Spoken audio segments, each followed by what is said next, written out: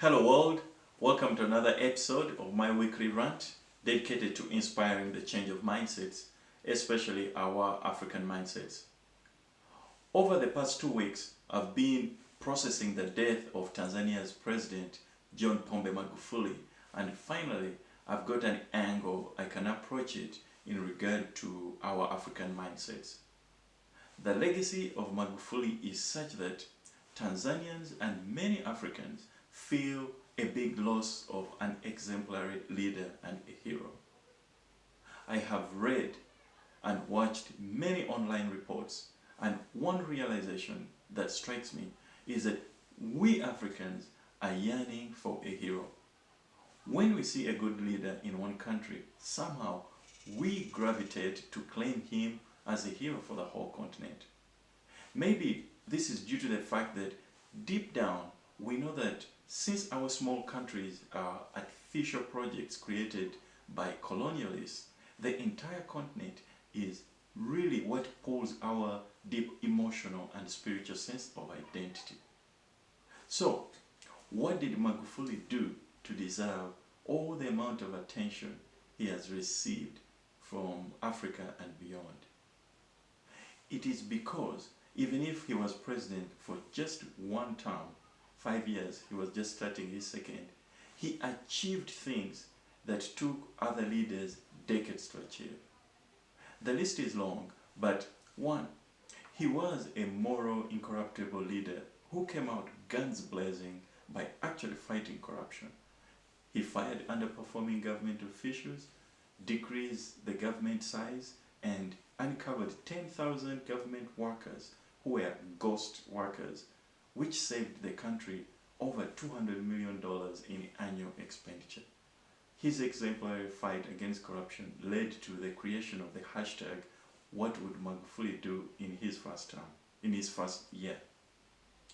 2.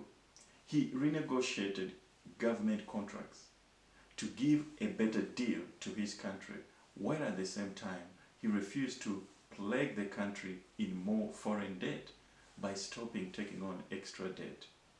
As we know, most African countries are slowly losing their independence and sovereignty under the burden of debt.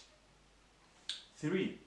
He symbolically never visited Europe or America and instead only visited other African countries.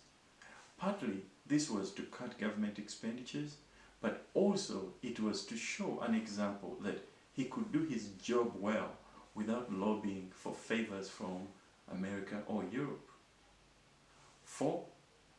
The cherry on the cake seems to be the fact that at the end of his 5-year term, having built a lot of infrastructure and overseen an economic boom, the World Bank declared Tanzania a middle-income country. This was a record. This designation even surprised Magufuli, as he said he had planned it to take at least 10 years, not a mere 5 years. On the other hand, of course, no man is perfect, so there is justifiable criticism about how he handled the opposition and how he handled COVID. However, the man ran his race well and he left the world a better place than he found it.